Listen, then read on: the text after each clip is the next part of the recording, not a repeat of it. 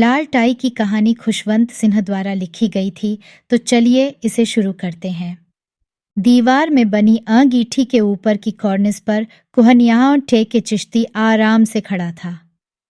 उसने अपने पैर दोनों तरफ फैला रखे थे और नीचे से उठकर आ रही गर्मी से अपनी पीठ सेक रहा था। हमें उसकी टांगों से बनी वी के भीतर जलती आग दिखाई दे रही थी। हमारा यहाँ कोई महत्व नहीं था, केवल चिश्ती ही यहाँ सब कुछ था। वह खूब खा पी चुका था और मीठी बातें कर रहा था।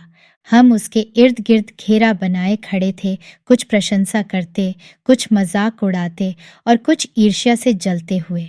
डिनर खत्म हो गया था, लेकिन हम जैसे भारतीयों के अंग्रेजियत रंगे लोगों में जैसा रिवाज था, लेडीज अभी भी डाइनिंग रूम में जमा थीं।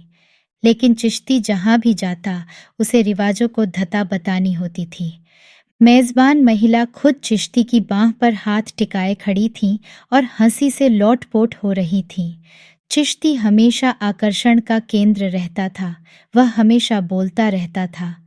वह जब भी यहाँ आता, एक क्षण भी शांति नहीं रहती थी और उनकी दूसरी पार्टियों में यह माहौल न होना उन्हें बहुत खलता था।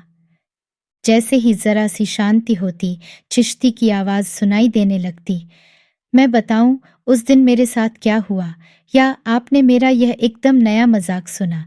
मेरा ख्याल है ये बहुत मज़ेदार है, ये उनके पति के मुश्किल से बताए मजाकों से, जिन्हें वे इस तरह शुरू करते।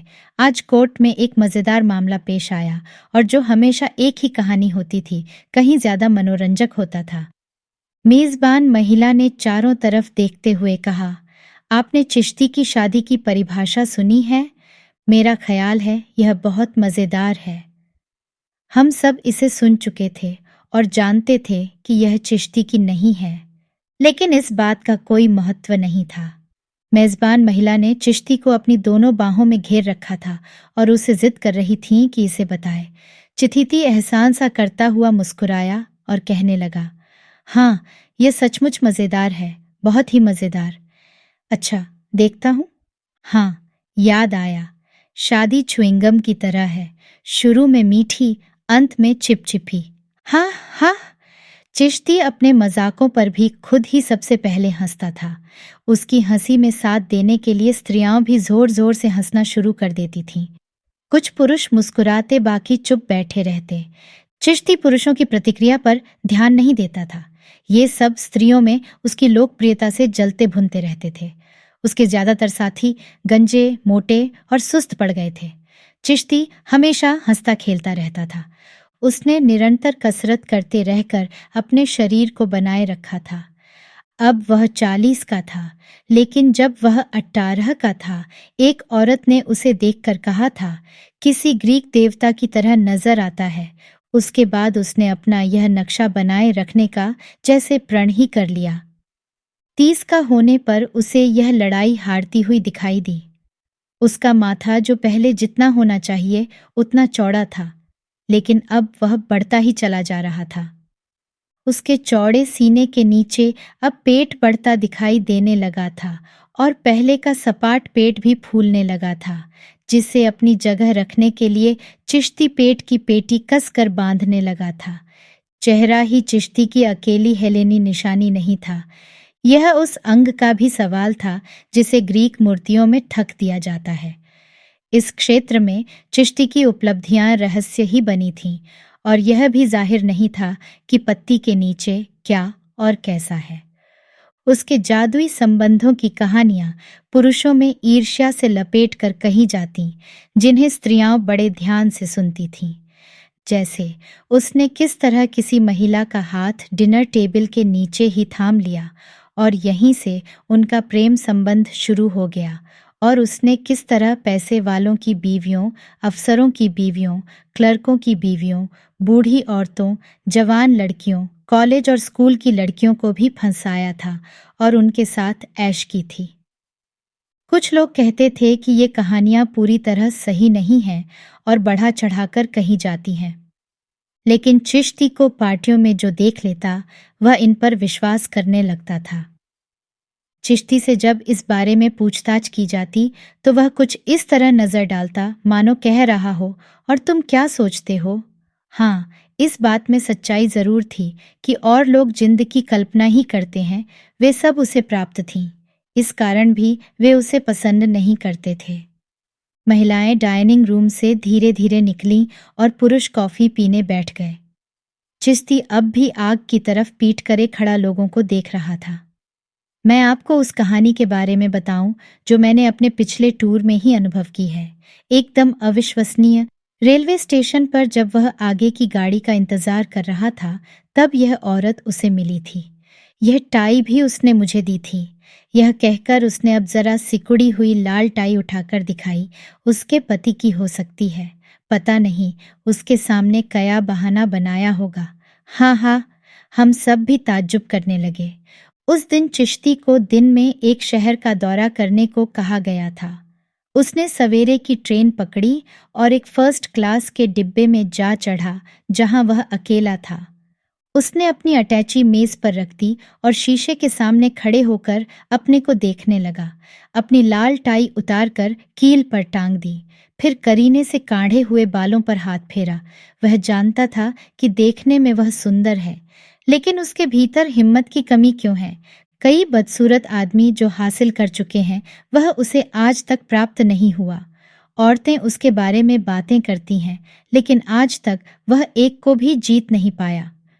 कॉलेज के दिनों से ही वह अपने पर्स में कंडोम रखकर निकलता था और सोचता था कि कभी न कभी तो इनके उपयोग का अवसर आ ही जाएगा। उसने अपनी भीतरी जेब टटोली। हाँ, उसमें पर्स रखा है। इसे रखना उसे अच्छा लगता था और वह अपने को मर्द महसूस करता था। चिश्ती सीट पर बैठ गया और एक मैगजीन निकालकर पढ़ने लगा। ट्रेन स्टेशन से चली और कई छोटे स्टेशनों पर रुकती, जहां गांवों के लोग धक्का मुक्की करते, उसमें चढ़ने की कोशिश करते, आगे बढ़ने लगी। चिश्ती आराम से अपने डिब्बे में अकेला बैठा उपेक्षा से यह सब तमाशा देखता रहा। कुछ समय बाद एक जंक्शन स्टेशन पर उसकी ट्रेन एक और ट्रेन की बगल में आकर रुकी, जो दूसरी दिशा में जा रही थी। उसका अपना डिब्बा दूसरी ट्रेन के एक तीसरी क्लास के डिब्बे के सामने था। ट्रेन में खचाखच भीड़ थी। उसमें बैठे कई मुसाफिर खिड़कियों से मुंह निकालकर उसके डिब्बे में देखने लगे कि उसकी सीटें कितनी शानदार हैं। बेंत की कुर्सियां पड़ी हैं और 3 पंखे चल रहे हैं और उसमें एक सूटेड बूटेड साहब आराम से लेटा बाहर देख रहा है। लग रहा था जैसे वह अपने घर में ही आराम कर रहा हो, जहां उसकी टाई एक कील पर टंगी है, दूसरी पर कोट लटका है और मेज पर सामान रखा है। चिश्ती अच्छे परिवार में पला था और उसे इस तरह की ताक झांक पसंद नहीं थी। वह खिड़की का शटर गिराने के लिए उठा। इस क्रिया में उसने बाहर की तरफ भी एक नजर डाली। उसके सामने वाले डिब्बे से लगा जनाना डिब्बा था, जिसमें भीड़ काफी थी। खिड़की पर एक औरत बैठी थी, जो एकटक उसे ही देखे जा रही थी। चिश्ती ने खिड़की का शटर नीचे गिरा दिया था और वह बंद हो ही रही थी, लेकिन इसे देखते ही उसने शटर ऊपर उठाकर खिड़की फिर से खोल दी।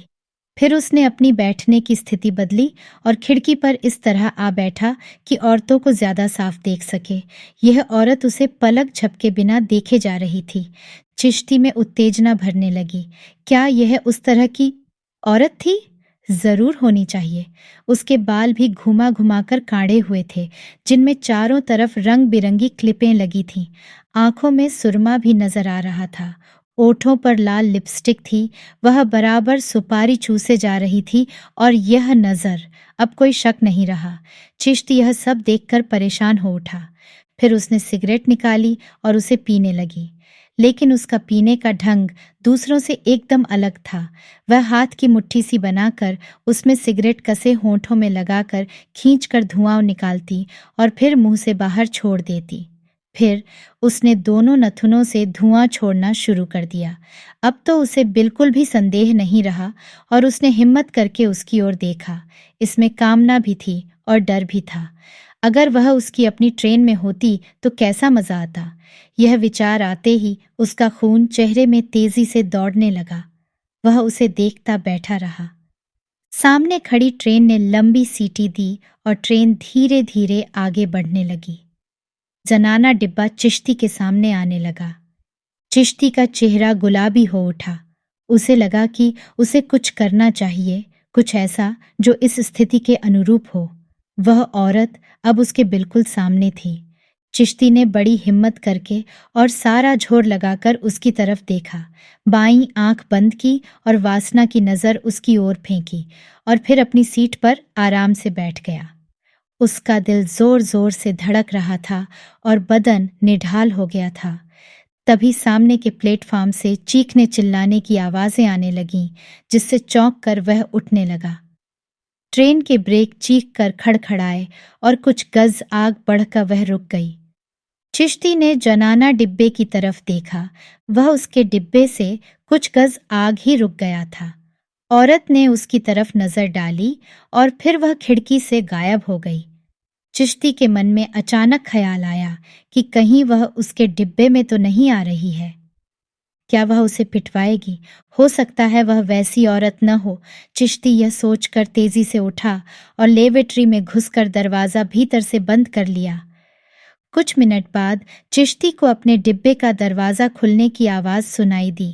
फिर लेवेट्री के बहुत पास पैरों की आवाजें सुनाई देने लगीं। चिश्ती ने सांस रोक ली और चुप होकर बैठ गया। उसे लग रहा था कि बहुत समय बीत रहा है। अंत में गार्ड ने सीटी बजाई। चिश्ती को लोगों के बाहर निकलने और दरवाजा बंद किए जाने की आवाजें सुनाई दीं। एक और सीटी बजी। यह इंजन की धी और ट्रेन ने चलना शुरू किया। चिश्ती कमोड की सीट से उठा और लेवेट्री का दरवाजा जरा सा खोलकर उसने बाहर झांका। डिब्बे में कोई नहीं था। उसका कोट और अटैची गायब थे।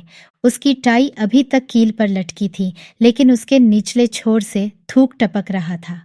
जो हो, उसे यह देखकर धीरज बंधा। कोई औरत उसका पर्स उसमें रखी चीजों के साथ उठा ले गई थी। और चिश्ती ने पैंट की जेब में हाथ डाले डाले कहा, वह मेरे लिए निशानी के तौर पर यह टाई छोड़ गई। अब चलिए, महिलाओं के साथ हो लें।